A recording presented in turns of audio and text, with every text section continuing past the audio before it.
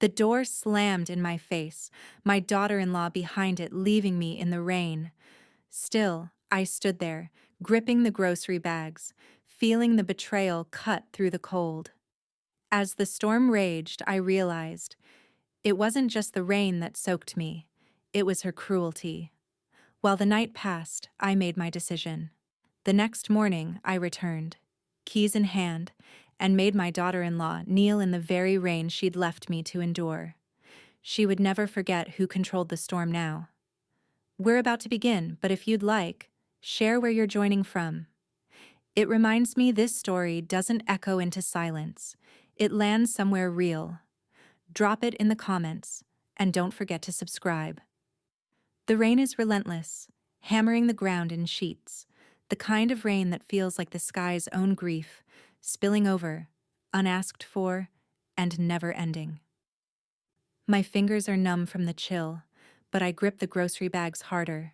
They're heavy in my hands, weighed down not just by the food, but by the realization creeping in, sinking into my bones with each cold drop that hits my face. I bang on the door again, harder this time, the sound muffled by the pounding storm. "Lauren, please, it's freezing." The words come out raw, desperate, but my voice is swallowed by the wind, by the roar of the rain. There's no answer. I peer through the window beside the door, the dim light from inside casting a faint glow. I can see the outline of her, Lauren, just standing there, unmoving. The curtain sways gently as though she's pretending not to hear, her silhouette framed in the soft amber light. My chest tightens, the cold seeping deeper into my bones. I take a breath, steadying myself. But it only makes the air sharper, biting deeper. I look around, but Ethan's car is gone. Not unexpected. He always leaves when it matters. I step back, my shoes sinking into the wet, muddy porch. The bags of groceries slip in my hands and I hold them tight, unwilling to let them fall. Or perhaps, unwilling to let myself fall. This is what she wants. I know it. To see me vulnerable, cold, pathetic, to make me beg. But I won't. I stare at the door. Still no movement from inside. Still no voice, no apology, no acknowledgement. The world feels distant in the way only isolation can make it. Blurred by the rain, muffled by my own pounding heart. My skin is soaked through, the cold creeping up my spine, but I refuse to move, refuse to let this moment pass without something more. Minutes bleed into each other. The world outside is just rain and wind and silence, pressing down on me, on the space between me and the woman inside who is supposed to be family, who is supposed to be more than this. The porch light flickers and then clicks off. I freeze. It's an insignificant detail, but the shift is as sharp as any weapon. The light is gone. And with it, the last scrap of any hope I might have had that this was a mistake. I stand there for a long time, the sound of my heartbeat in my ears, drowning out the rain.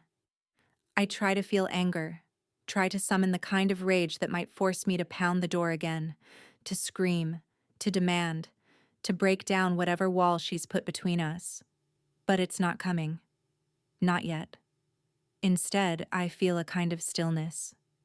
It sits in my chest, empty and cold, and for a moment, I'm not sure if I'm standing in the pouring rain or if the rain is standing inside me.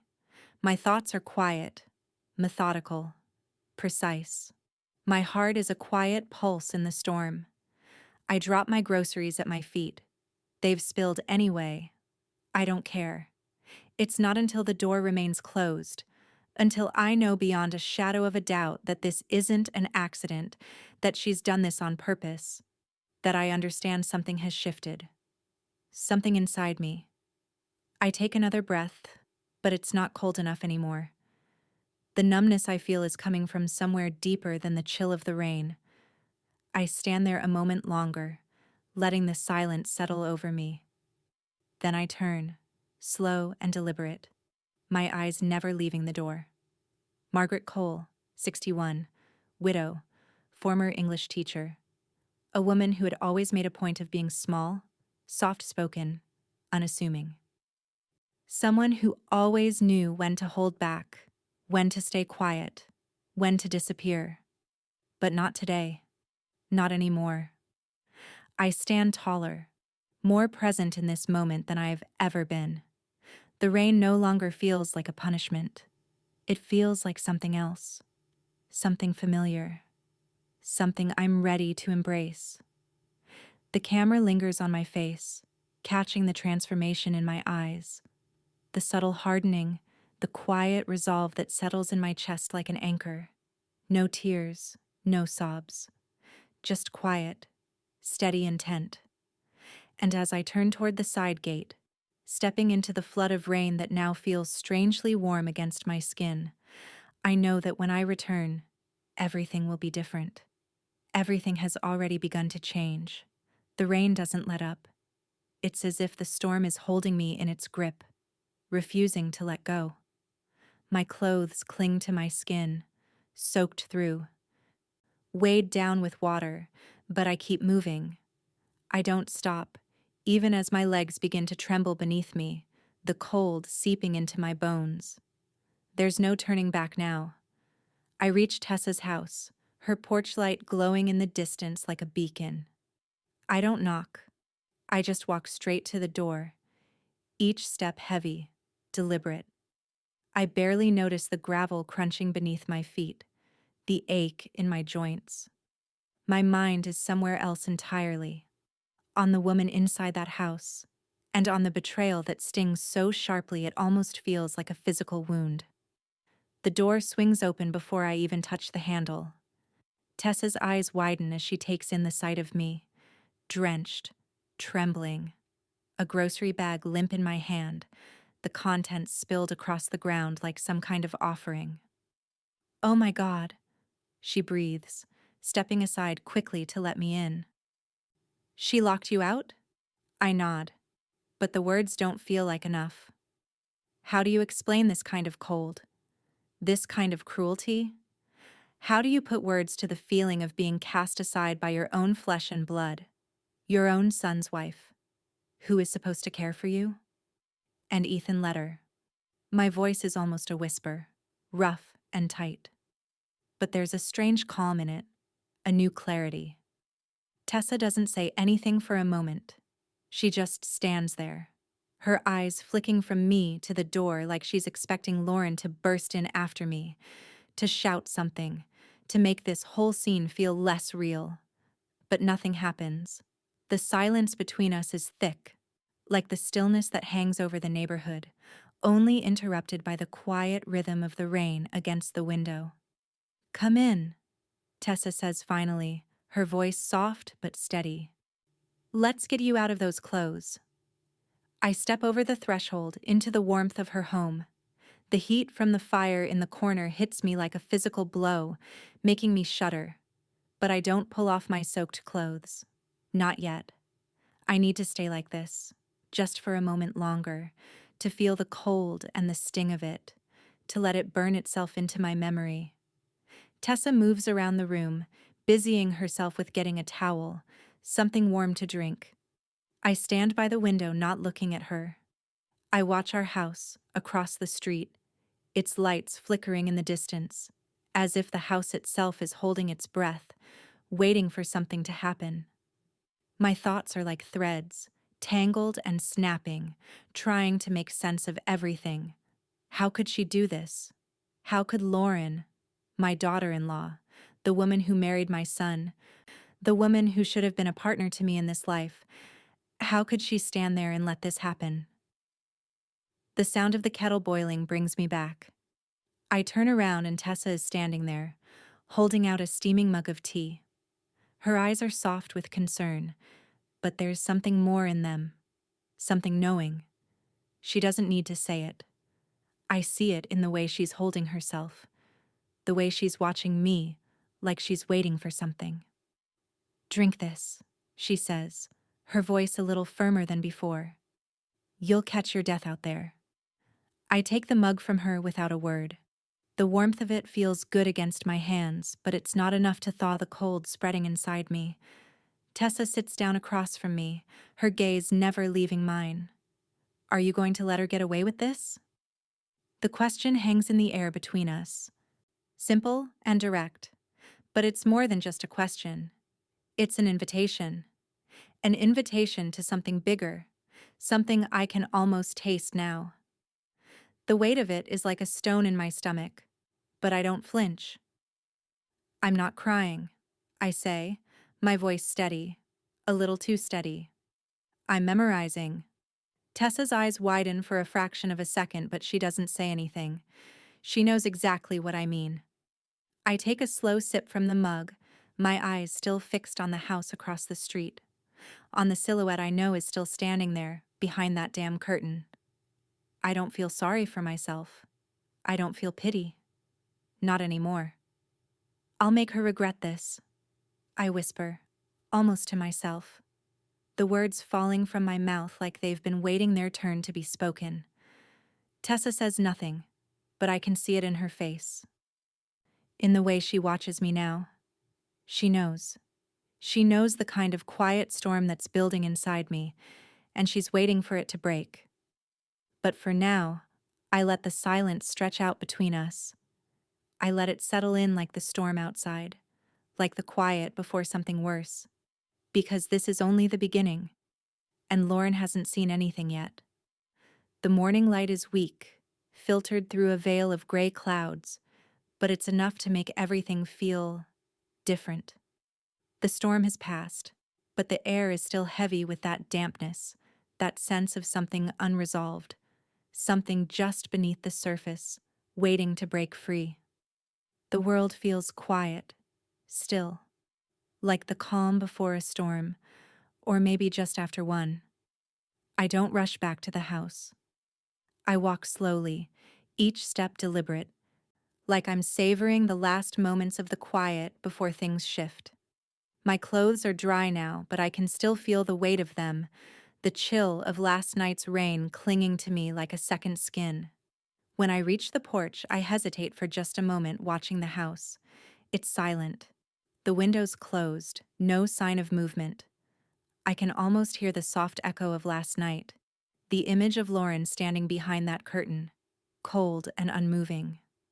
That image is burned into my mind, and now, as I stand there, something about it feels so much more fragile, so much more temporary.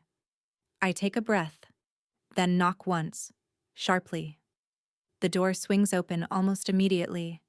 Lauren stands there, hair freshly styled, a smile already plastered on her face. The kind of smile that's more for show than anything real. Her eyes flicker over me, and I can see the faintest trace of something satisfied in the way she holds herself. She's expecting a reaction, something frantic, something upset. She's expecting me to be broken by last night, but that's not what she's going to get. Rough night? She says, a smirk tugging at the corner of her lips, her tone dripping with mock sympathy. I can feel the weight of my silence. I don't let my gaze waver from hers, not for a second. I slept fine, I reply, my voice calm, almost too calm. I let the words sit between us, heavy with intent. You should worry about your camera. The smirk falters. For a split second, her eyes flicker to the side, to the corner of the entryway, as if she's looking for something that isn't there.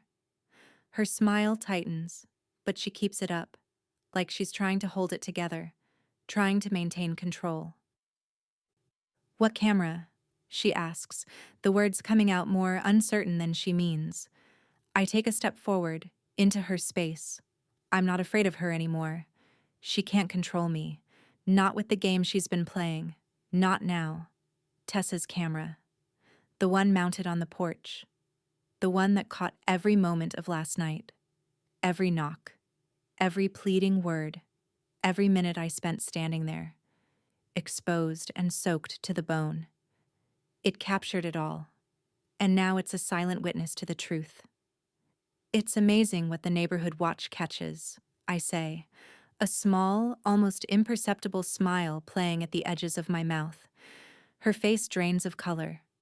The smugness fades, replaced by something darker, something edged with panic. It's the first crack in the armor she's been wearing. She doesn't speak for a moment, just stands there, her breath shallow, eyes darting around as if she's searching for a way out. But she can't run from this. Not anymore. I give her another beat, letting the silence hang in the air like a threat. It's all on film. Tessa caught every second. Her jaw clenches, and I see her pulse quicken in the way her throat moves, but she doesn't say anything. She doesn't have to. Her body is betraying her already, the tension radiating from her as she stands there, frozen. For a moment, the power shifts between us, subtle but unmistakable. I can feel it. The control, the weight of the situation is no longer in her hands. She's the one who's vulnerable now. Just so you know, I add, my tone smooth, controlled. I'm not interested in playing games with you. I'm interested in something else. Her eyes flicker and I know she's scrambling. Her mind is racing, trying to figure out how to turn this around, how to regain her footing. But she won't. Not this time. I stand there, unmoving, my gaze steady on hers. I've crossed a line now, and there's no going back. I can see it in her face, the realization that the control she thought she had, the power she held over me, is slipping through her fingers. She opens her mouth to speak, but the words don't come. She closes it again, eyes narrowed, lips pressed tightly together. Her mind is working, calculating, but it's too late. The damage is done. Have a good day, Lauren, I say and turn, walking away. The door slams shut behind me as I make my way down the steps. I don't look back, but I can hear her footsteps, the faint sound of her pacing inside. She's already plotting, already trying to figure out her next move. But it's too late. The game has changed, and now it's my turn. Frank Delaney's office smells of old leather and stale coffee, a space frozen in time. The walls are stacked with books, yellowing with age. The floors creak beneath my feet as I walk in. Frank's chair swivels, his sharp blue eyes narrowing for a brief moment before his lips curl into a smile. "You're looking different," he says, his voice the same cool, measured tone it's always had. He's a man who knows how to keep business businesslike, no matter how personal the matter at hand. But today, there's something subtle in his gaze, a flicker of curiosity. I don't answer right away. Instead, I set the small USB drive on his desk. It's unassuming, a sliver of plastic. But it holds everything. Every moment of last night. Every second of the humiliation. Every cruel glance Lauren cast at me through that curtain. He takes the drive, plugs it into his computer. The video file loads. The silence in the room is heavy, filled only by the low hum of the screen as the video begins. Frank doesn't look at me. He doesn't need to. He knows exactly what's coming. The screen flickers to life, showing me on the porch, soaked, beaten by rain, pounding on the door. I watch myself on the screen, my voice pleading, desperate, the images of Lauren standing inside, unmoving, playing in the back of my mind as if they were still happening. My heart tightens at the memory, but I don't flinch. Not now. Frank watches the screen, his expression hardening. He doesn't speak until the video ends. He leans back in his chair, rubbing his chin thoughtfully. "You could file for elder abuse, legally," Frank says, his voice steady, controlled. "It's clear. She left you out there for hours." I shake my head, my lips pressed tight. "Not yet. I want something better." My voice is calm, colder than I expected. "I want humiliation. I want her to know what it's like to be exposed, without handcuffs, without punishment." Frank raises an eyebrow, a flicker of surprise crossing his face. "You've changed," he says, a mix of amusement and genuine curiosity. I meet his gaze. I don't look away. Rain changes everything, I reply, my voice low but steady. I feel like I'm speaking a different language, the kind that's both a warning and a promise. He leans forward now, eyes narrowing. I've always respected your restraint, Margaret. But this. He looks at the screen again, the image of me soaked through, heartbroken, but also something more. A woman on the verge of something. This is different. I don't respond.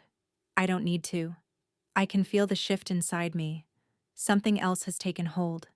Something that's been there all along, waiting for the right moment to come out. Frank reaches into his desk drawer, pulling out a thick manila envelope. It's sealed, the edges crisp and clean. He slides it across the desk toward me. His hand lingers for a moment before he lets go. I take the envelope in my hand, the weight of it settling heavy in my palm. I know what's inside. This is your husband's secondary trust, Frank says, his voice steady. He set it up before he passed. It wasn't disclosed in the will. It's a separate asset. But you were always the true owner, Margaret. It's yours. I don't open the envelope. I don't need to. The knowledge is enough. The weight of the truth is more than I expected, but I embrace it. I've been given something I wasn't even aware I needed. For the first time in a long time, I let myself smile.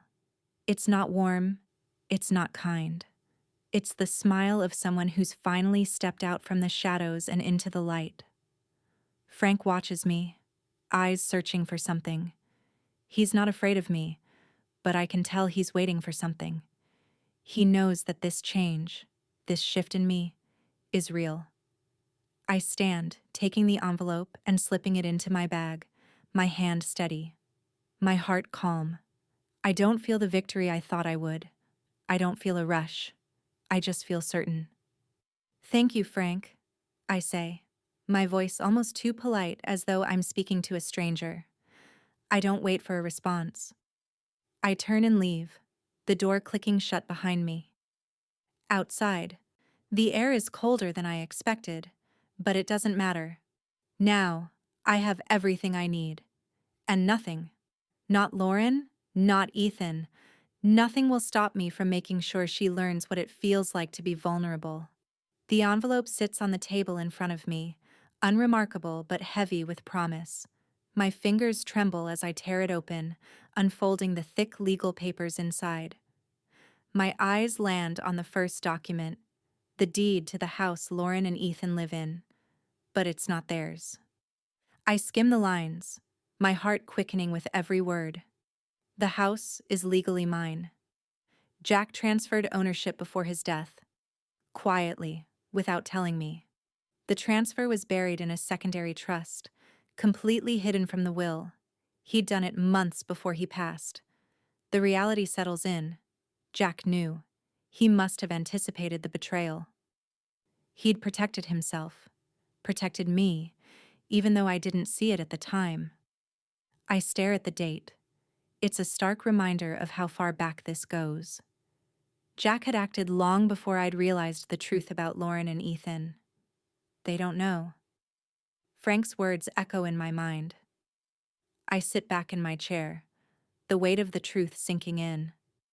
The power has shifted. This is no longer just about my own humiliation. It's about control. It's about showing Lauren that the life she thought was hers has been a lie.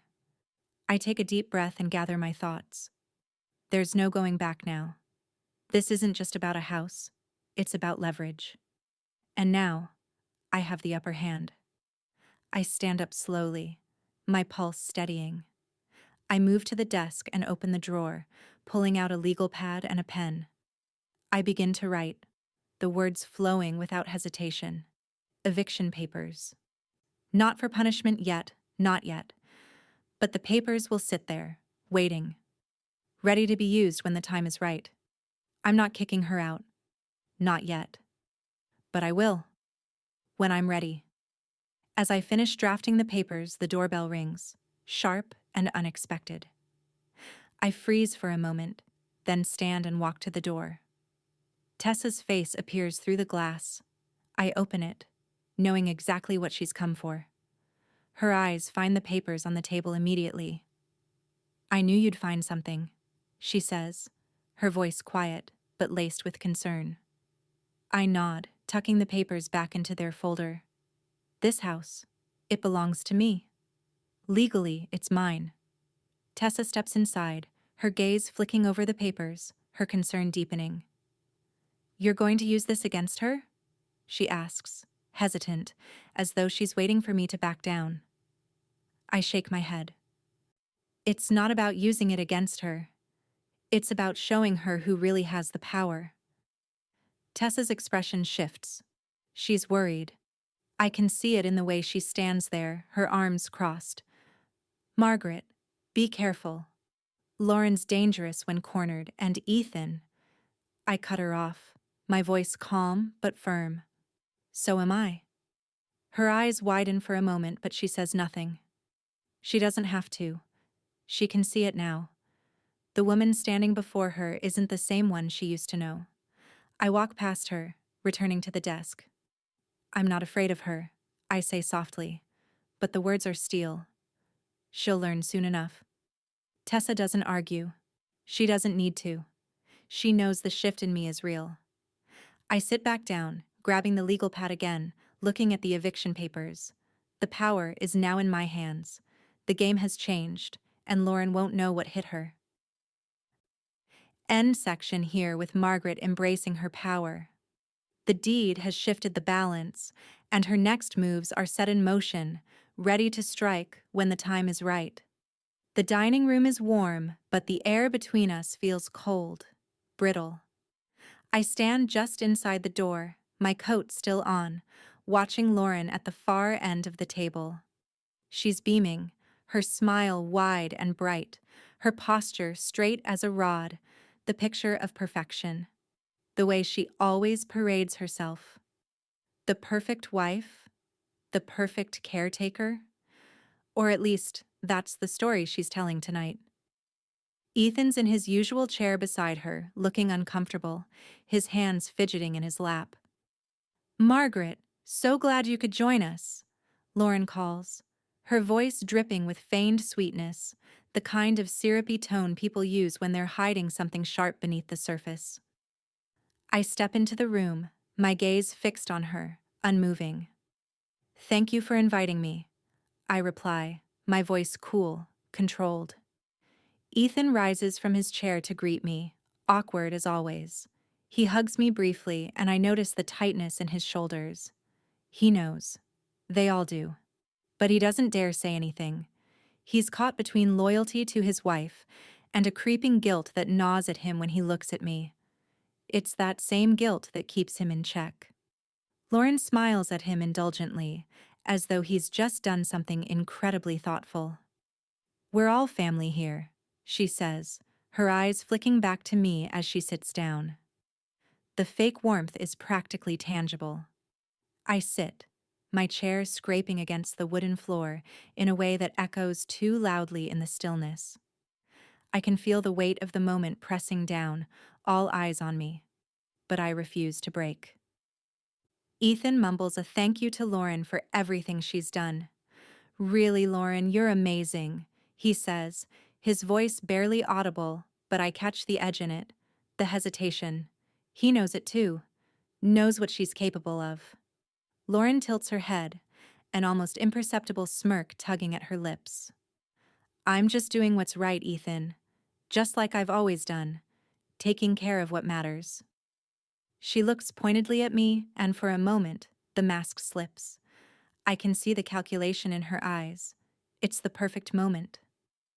I pull the folded paper from my bag, my fingers calm, steady. I slide it across the table toward her, the crisp edges of the paper catching the light. Lauren looks down at the paper, her eyebrow arched in mock curiosity. "What's this?" she asks, voice dripping with sarcasm, clearly expecting some form of cheap insult. "Read it," I say, my tone colder than I intended. But it's too late to take it back now. She unfolds the paper, her eyes narrowing as she reads the eviction notice. The color drains from her face. For a split second, I see panic flash across her eyes, but she quickly tries to mask it with a forced laugh. "Eviction?" she says. But it's not a question. It's disbelief. "You're joking, right?" The silence that follows is suffocating. Ethan's head jerks toward me, his face pale, the reality of what's happening sinking in. The air feels heavier. I know he's about to speak, to protest, but the words stick in his throat. He's frozen. The balance has shifted, and there's no taking it back. Lauren's eyes are still fixed on the paper, her hands trembling ever so slightly. She opens her mouth, but no words come out. The mask cracks completely now, and I see the real Lauren. Not the perfect wife, but the woman who has been hiding behind this charade for so long.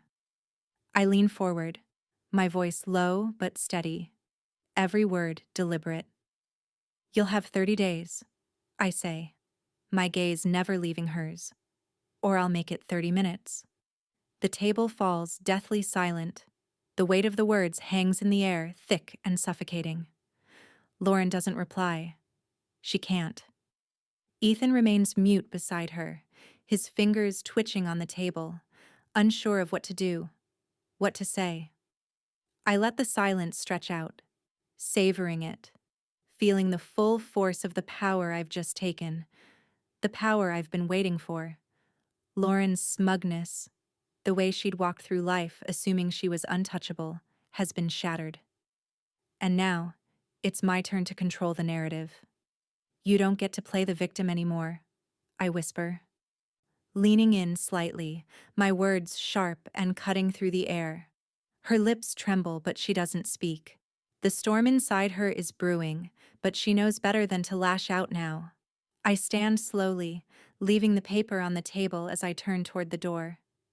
"Think about your next move carefully, Lauren," I say over my shoulder, my voice soft but unyielding. "You have 30 days to figure it out." The door slams shut, the echo reverberating through the house as Lauren's fury bursts into the silence. The moment I stepped out, I knew it wasn't over. I can hear her now, her voice raised, full of venom and disbelief. She's on the phone, pacing back and forth like a caged animal. "She's bluffing!" she screams, her words punctuated by the sound of furniture scraping across the floor. I don't need to be in the room to know her. Every movement is sharp, frantic, as if she's trying to outrun the reality that's crashing down on her. "This is a game! She can't do this!" Ethan's voice is barely audible beneath her tirade. He's trying to reason, trying to calm her, but it's useless. The guilt he's been carrying, the confusion and the quiet dread have taken over. He knows too well that she's not bluffing. Lauren snaps, her voice now a low growl. "You let her do this. You stood by and let your mother destroy everything we've worked for." There's a beat, then the unmistakable sound of a slap. Ethan's sharp intake of breath follows. "You let her destroy me," she spits, her voice dripping with hatred, each word like a slap in itself. Outside, I stand on the porch, just out of sight.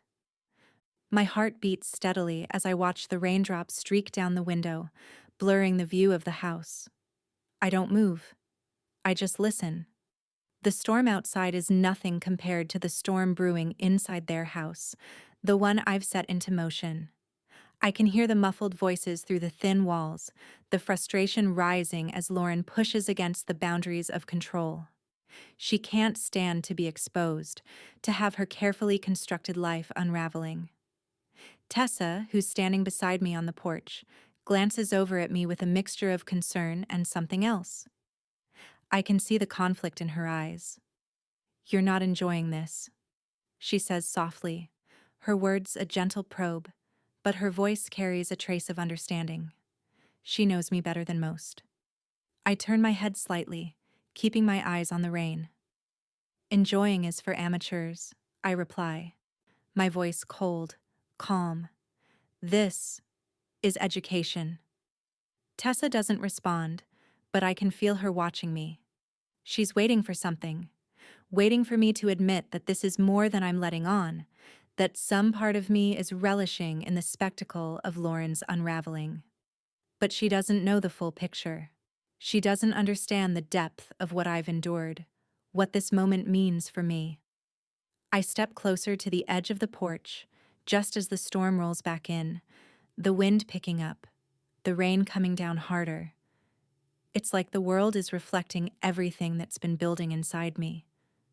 The tension, the power shift, the justice I've been seeking. Quietly, steadily, without a single word of protest. Through the streaked glass of the window, I can see Lauren pacing. Her figure is distorted, her movements jerky. Like a puppet with the strings pulled too tight, Ethan stands motionless in the corner, his face a mask of disbelief. He's not sure where to turn, not sure whether to protect her, protect himself, or even protect what's left of their fragile image. Tessa speaks again, her voice softer this time, tinged with a reluctant admiration. "She won't let this go, Margaret." I look at her, meeting her gaze for the first time. "Neither will I." The words hang in the air, heavy, final. The storm outside picks up again, a howl of wind and rain battering the house, the sound almost deafening. It's the perfect backdrop to the chaos inside. Lauren will not back down. Neither will I. But this time, she's the one who will break. The knock on the door is sharp and commanding, cutting through the silence like a blade. My heart doesn't race. It just shifts. Like a door opening that I've been waiting for. I've known this moment was coming. I've anticipated it, even welcomed it. I open the door and there he stands. Officer Moore.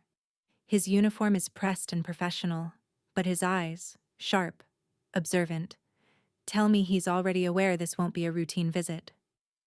"Good afternoon, ma'am," he says, his voice steady but without warmth. He scans the porch, pausing just long enough to take in the soaked conditions.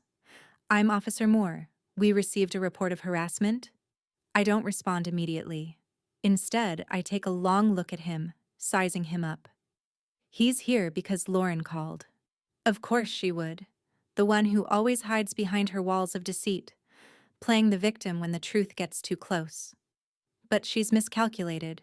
She thinks I'll back down. Thinks she's got me cornered.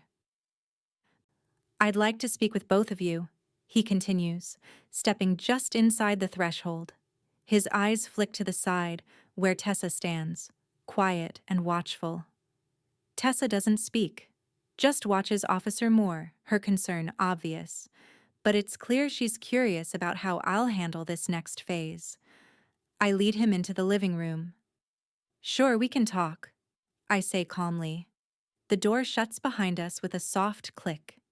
It feels like a trap closing in, but I'm ready. Ready for this. I've had enough of the theatrics.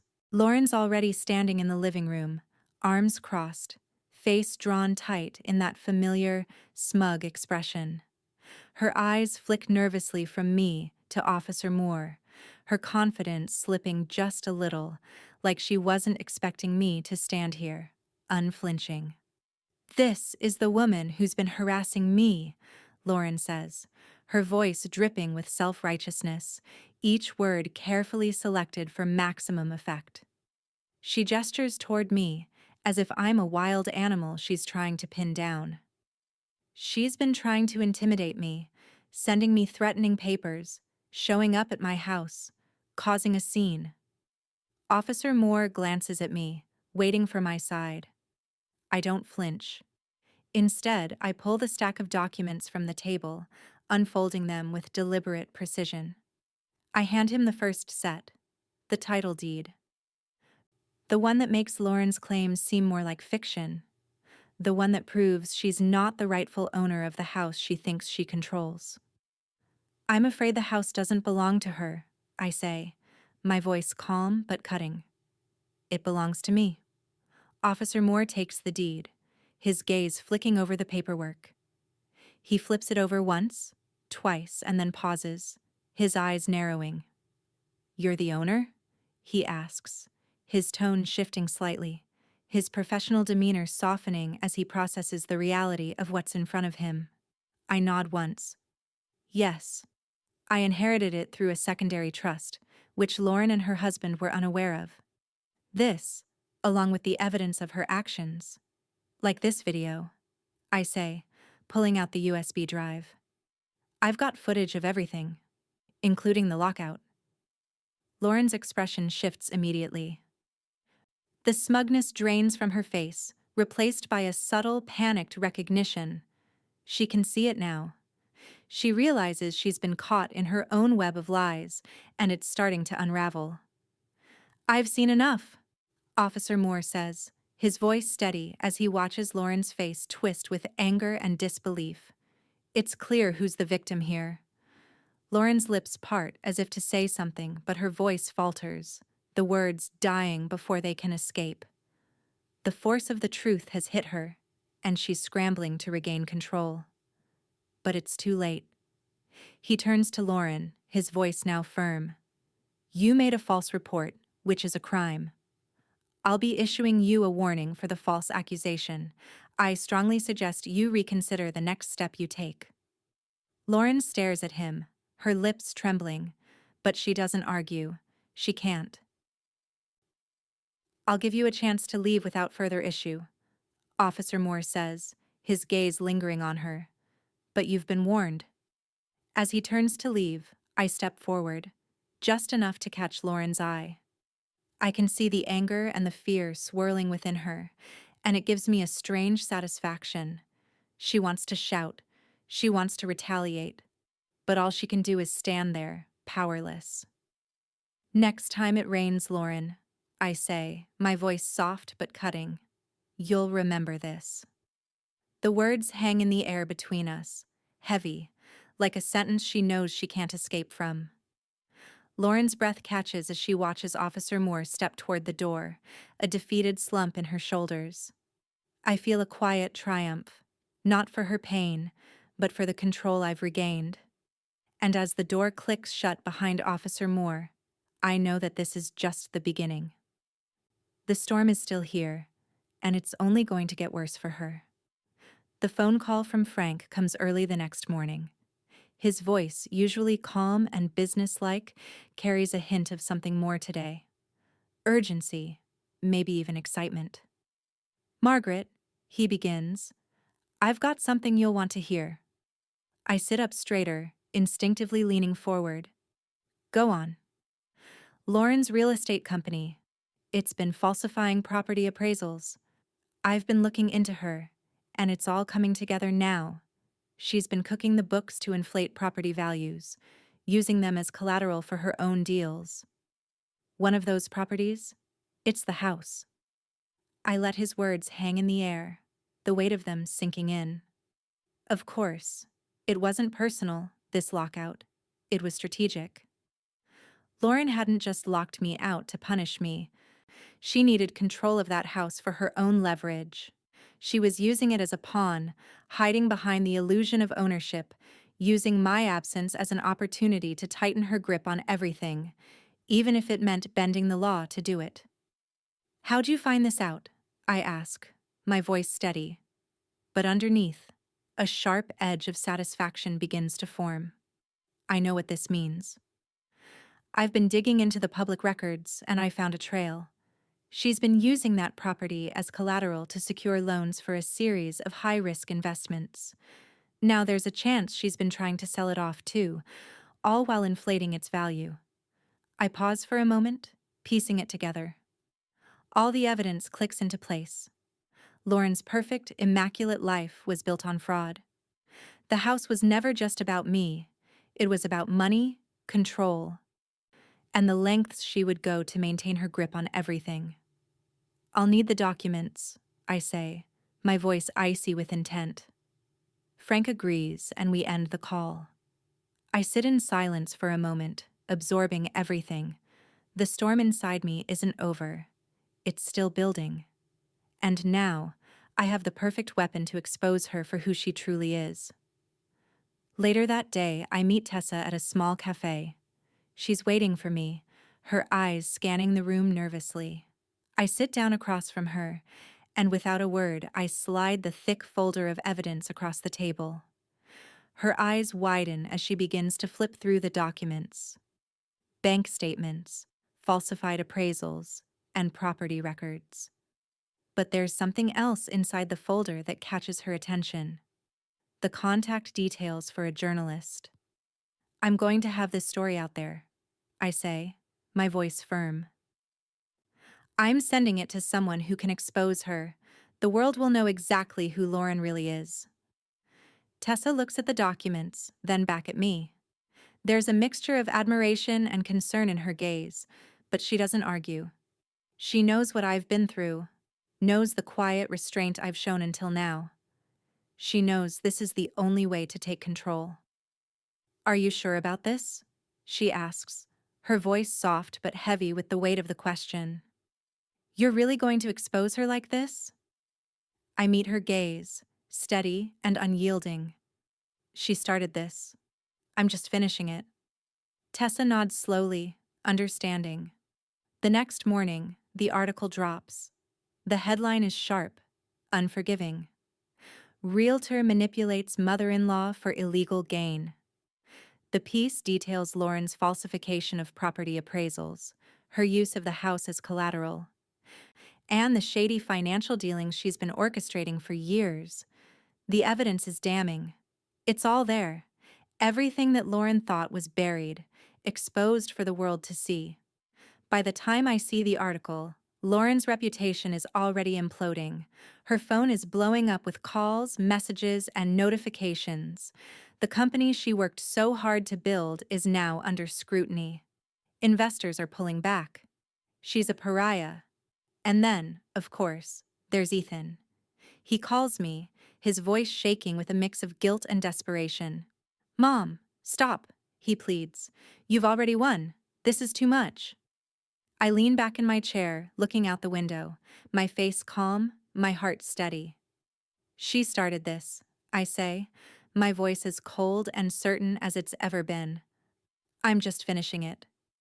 The storm inside me is calm now, but the devastation Lauren has caused, it's only just begun to unravel, and she won't be able to run from this one. The days after the article drop feel like a slow burn, each one stretching longer than the last. I find myself standing by the window in the morning, staring out at the still, muted world, watching the rain return.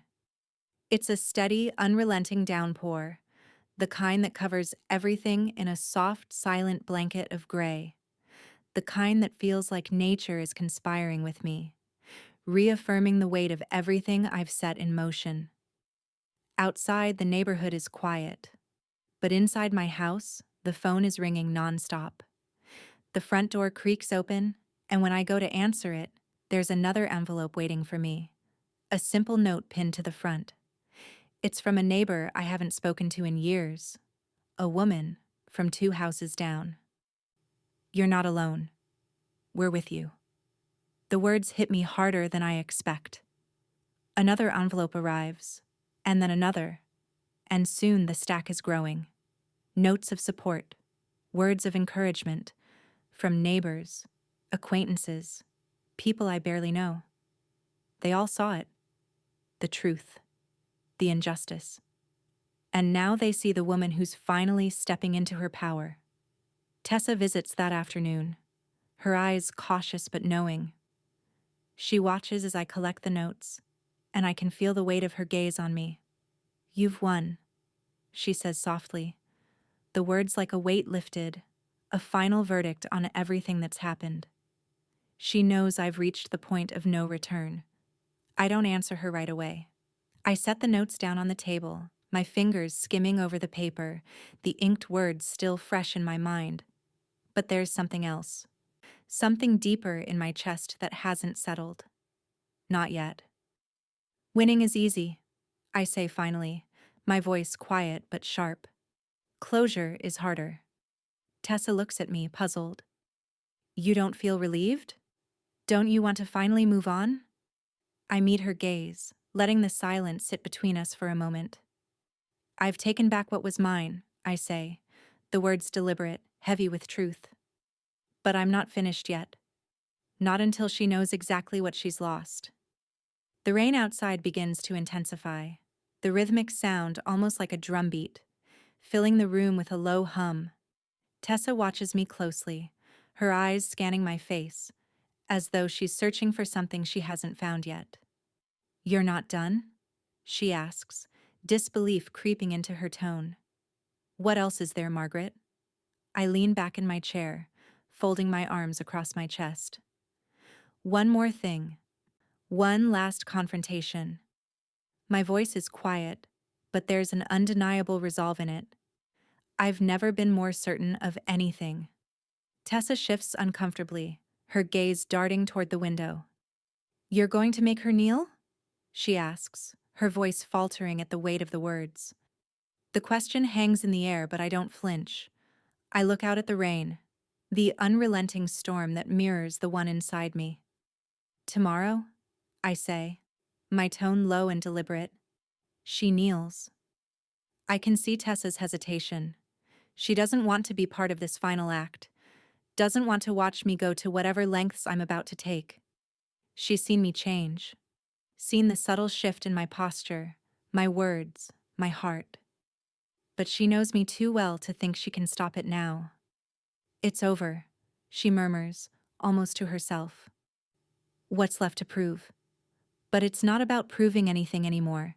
It's about finality, about showing Lauren that her cruelty wasn't just met with retaliation, it was met with something even more powerful: understanding. Tomorrow, when the rain is still falling, I will make sure Lauren understands the depth of her mistake. Tomorrow, she will learn what it feels like to be vulnerable, to lose everything she's taken for granted. The storm outside intensifies, but I stand, unshaken. The storm inside me is nothing compared to the one I've already weathered. Tomorrow, it will be over. The rain is unrelenting. It's as if the heavens themselves are cleansing the earth, sweeping away the last remnants of the old, making way for what's to come. The world outside my window is drowned in a gray haze, the sky indistinguishable from the earth. I stand at the porch, watching the storm whip through the trees, feeling the cool air against my face. The moment has arrived, and I'm ready for it. I look down at the house key in my hand, the cold metal reflecting the dim light. In a way, it's a symbol, a small, simple thing, yet it holds all the power. Power that Lauren thought she had all to herself, a power she used to trap and manipulate. But today, that power is mine. The door to Lauren's house is still locked. I can see the faint outline of her through the frosted glass, moving inside, oblivious to what's about to happen. The storm outside mirrors the one inside me, but I stand there, unshaken, calm. I've been waiting for this moment for so long, and now it's finally here. The rain continues to pour, soaking the porch beneath my feet. I step forward, my shoes sinking slightly into the wet ground. I lift the umbrella, sheltering myself from the storm but leaving the rest of the world exposed. As the wind howls, I look up at the house across the street, my heart steadying. The front door of Lauren's house opens, and I hear the faint sound of footsteps. Lauren steps out onto the porch, her figure appearing through the mist of rain. She's wearing a robe, her hair messy, eyes still heavy with sleep. The picture of someone who thought the world would still revolve around them. But the world has changed, and she doesn't even know it yet. The moment she sees me standing there, she freezes. Her eyes flick to the ground, to the soaked porch beneath her feet, then back to me. I'm standing in the storm, unbothered by the downpour, composed as if the rain doesn't touch me. "What are you doing?" Her voice is sharp, tinged with confusion and annoyance, as if she can't believe I've dared show up like this. She takes a step forward, her expression hardening, trying to regain control. She thinks she can intimidate me, that her power still holds sway, but I know better now. I don't answer her immediately. Instead, I simply lift the house keys in my hand, my fingers relaxed around them, and let her see them. I can almost feel the tension building in her, the shock settling in as she processes what she's seeing. A lesson in humility, I finally say, my voice soft but unwavering, carrying an edge she won't be able to ignore. Her gaze flicks to the door, her hand resting on the knob, her lips trembling with frustration. She doesn't know what to do. She can't figure out why I'm standing there, offering her the one thing she's wanted all along: control, the keys to the house. I don't wait for her to respond. I toss the keys onto the soaked porch, the clink of metal against the wet ground echoing in the silence between us. She stares at them, her face going pale. "What are you doing?" she repeats, her voice shakier now, fear creeping into her tone. She moves forward instinctively, but her hand hovers over the keys. She hesitates, unsure. And in that moment, she's lost. "You'll open this door," I say, my voice cutting through the rain. "But not for me." Her hand trembles as she bends down, her fingers brushing against the cold metal of the keys. The movement is hesitant, almost robotic, like she's caught between disbelief and rage. She reaches for them, her movements stiff, and as her fingers close around the keys, she collapses to her knees. Her breath comes in sharp gasps as she stares down at the keys, her body shaking as if the weight of the moment is too much for her to bear. I can see the raw vulnerability in her eyes, the realization that she's lost everything, that she's been exposed. She's no longer the one in control. I step closer, my presence looming over her as she kneels in the rain, the storm now soaking her robe, the cold seeping into her skin. "Now you understand the view from down here," I say, my words slow, deliberate. Her head hangs low, the mask of arrogance and entitlement gone. For the first time, Lauren is truly vulnerable, and she knows it. She doesn't have the power anymore. I stand there for a moment, letting the silence stretch between us, feeling the weight of everything that's happened, everything that's about to unfold. The storm around us is fierce, relentless, but I stand firm. Tomorrow, she'll never forget this day. The sirens come long before the knock at the door. They wail in the distance, cutting through the storm, a signal of desperation. I stand in place, watching as Lauren's panic starts to unfold, her movements sharp and erratic as she paces the porch. Her voice, high-pitched and shrill, reaches me even from a distance. "I didn't do anything," she screams, the words fraying at the edges. "You're the one who's breaking the law." I've been expecting this. Lauren's pride has always been her armor, but now it's crumbling. In her desperation, she's called 911, her last attempt at turning the tables. She's trying to paint me as the aggressor, hoping the law will protect her. But the truth is already out there.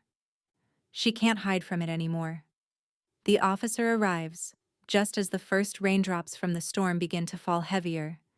It's Officer Moore again, the same man who saw the truth once and is about to see it again.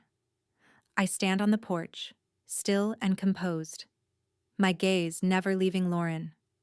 Her back is to me now, her hands shaking as she pleads to the officer, her words incoherent, a frantic mix of accusations and desperation. I've seen her like this before, angry, righteous, unable to accept the reality of her own undoing. She turns toward me, her eyes wild. "She's trying to trap me," she shouts, her voice rising to a fever pitch. "She's setting me up. I'm being entrapped." Officer Moore glances at her with a raised eyebrow. He's already seen enough. "Ma'am," he begins, his tone firm but not unkind. "She owns the property." Lauren's face goes white, her mouth working, but no sound comes out. For a moment, she seems frozen, like she can't grasp the reality of what she's hearing. She opens her mouth again, but this time, her voice falters. You can't." You can't let her do this. She's ruining everything. Her eyes burn with fury, but it's all disjointed, lacking the conviction she once had. The officer glances at me, his eyes briefly catching mine. He knows what's happened. He knows the truth. The storm outside seems to quiet for a moment as the air shifts. The tension, the finality of the situation hanging heavy. Lauren collapses, her knees buckling beneath her, her scream raw and wild as she crumbles to the ground. Her hands reach out, as if trying to grasp something to hold herself together, but there's nothing left. Nothing to hide behind anymore. She gasps for breath, her body shaking violently, her mind breaking in front of us. I don't move. I don't flinch. I watch her unravel. The woman who thought she could control me, control everything. Now helpless, reduced to nothing but a pile of rage and frustration. I glance over at Officer Moore, his face unreadable but understanding. He nods, taking a step toward Lauren. "Ma'am," he says, his voice calm. "I think you need help."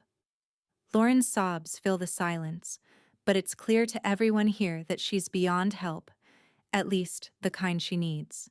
She needs a lawyer, and she needs to face the consequences of her actions. Officer Moore looks at me again, his gaze softening just slightly. "I'll make sure she gets the help she needs," he says, "but you've done your part." I nod, feeling the weight of the words sink in, knowing this moment will haunt Lauren in ways she hasn't even begun to understand. I can feel her eyes on me, even as she lies broken on the porch, her hands clutching at the soaked ground. But this is it. This is the final act. She's lost. I've won. Behind me, the door creaks open and Ethan steps out. He's standing at the threshold, his body tense, his eyes hollow, as if he's just woken from a nightmare. His gaze lands on me, but he doesn't speak. The realization is too fresh for words. "Mom, stop," he pleads, his voice low, filled with regret and disbelief. This is too much. You've already won." I turn slowly, looking at him for the first time, really looking at him. There's a weight in his eyes. The kind of weight that comes from seeing the destruction of everything you once thought was solid. But I don't pity him. Not anymore. "She started this," I say, my voice quiet but with a finality that cuts through the air. "I'm just finishing it." I don't wait for his reply. I don't need to. I turn my back on him, leaving him there with his broken reality, just like I left Lauren. The storm rages on, the rain now relentless as I walk away. I'm unstoppable. Nothing can take away what I've earned. The world is mine again. And as I step into the rain, the droplets mixing with the tears of those behind me, I know I've finally won. The phone rings early the next morning, the harsh sound cutting through the quiet like a jagged edge. I don't need to look at the screen to know who it is. "Margaret," Frank says before I even speak, his voice full of gravity. "I've got something for you." I sit up straight, the bed creaking beneath me.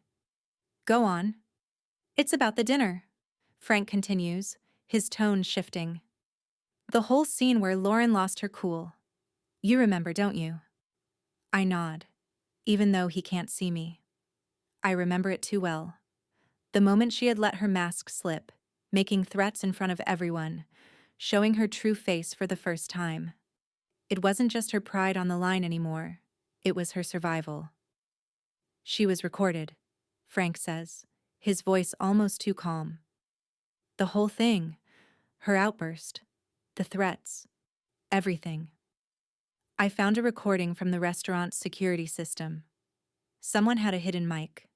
The threats, the intent to defraud. It's all there. I sit in stunned silence for a beat. Everything I thought I had already uncovered about Lauren is now a small part of a much larger picture. She hadn't just manipulated me. She'd done it with calculated malice, knowing exactly what she was doing. And now, There was proof. Did you submit it? I ask, my voice barely above a whisper. Already done, Frank confirms. It's in the hands of the investigators now. They're handling her real estate fraud case. They'll take it from here. I feel something shift deep inside me, a tight knot loosening. I knew she would break. I just hadn't known how completely. Thank you, I say, my voice cold but steady. I hear Frank's sigh on the other end. You're welcome, but be careful. She's not done yet. I'm done with her, I say, my words sharper than I intended.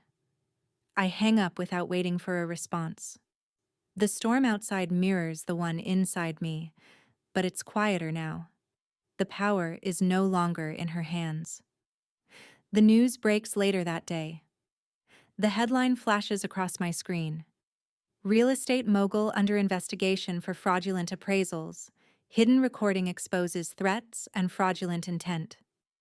The article goes on to detail everything: the appraisals Lauren falsified, her manipulation of the house as collateral, and her admission of guilt, all caught on tape. By the time I see it, her life has unraveled completely. Her business, once a pillar of success, is now under investigation. Investors pull back. Her name, once a symbol of power, is now a byword for deceit. The phone rings again, and this time it's Ethan. His voice is broken, shaky, as if he's been carrying something for far too long. Mom, he says, his words tangled. I don't know what to say. I didn't know. I didn't see it until now. But I'm so sorry. Everything she's done. I let him speak, listening as he unravels, his guilt spilling out in waves. He's torn, and I can hear it in his voice. But my sympathy is worn thin. I know the kind of man he is, the kind who will always try to justify the actions of those closest to him. But Lauren has taken that away from him too. Ethan, I say, my voice steady and final, you married your reflection. Learn to live with it. I don't wait for him to respond. Instead, I hang up, the finality of my words echoing in the quiet room. I don't need his apology. I don't need him to fix anything. Not anymore. The world outside is quieter now, too. The storm that had been raging for days has slowed, the rain lightening to a soft drizzle. I stand at the window, watching as the last droplets fall, the world finally settling, cleansing itself. But the storm inside me is over. It has been for a while now. The next day, the rain stops entirely. The sun breaks through the clouds for the first time in what feels like an eternity. The light spills across the porch, the world outside fresh and new, as though it has been reborn in the wake of the storm. I step outside, my feet pressing into the damp ground, the world brighter than it's been in years. I feel the weight lift from my shoulders. The past has been dealt with. The power, the control, everything that had once been taken from me. It's all mine again. The house looms in the distance, no longer a symbol of loss, but of something reclaimed. I've fought for it, and I've won. As I walk down the path, the quiet calm settles over me. This is the beginning of something new, and this time, there's nothing left to stop me. The house stands before me, a silhouette against the morning light, still bearing the scars of the past but beginning to shed its old skin. The windows that once felt like eyes, watching and judging, now seem empty and distant. The storm has passed, and the house, my house, has finally started to breathe again. The renovation is slow, methodical, each brushstroke a small act of reclamation. I move through the rooms with purpose, stripping away the old, the broken, the parts that no longer serve.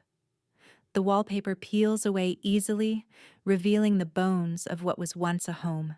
With every inch of paint, every nail driven into the walls, I'm rebuilding my own life, piece by piece. I start with the porch. It's small, modest, but it's mine. The roses I plant along the railing are my symbol of rebirth. Soft pink petals against the green, pushing through the soil, forcing life to return where it had been neglected. As I kneel down to plant the final rose bush, I feel the cool dirt against my hands, the earth clinging to me like an anchor. For the first time in a long while, I allow myself to feel something more than just the weight of revenge. I feel a strange sense of peace, a quiet satisfaction that has nothing to do with the battles I've fought, but everything to do with what's been restored.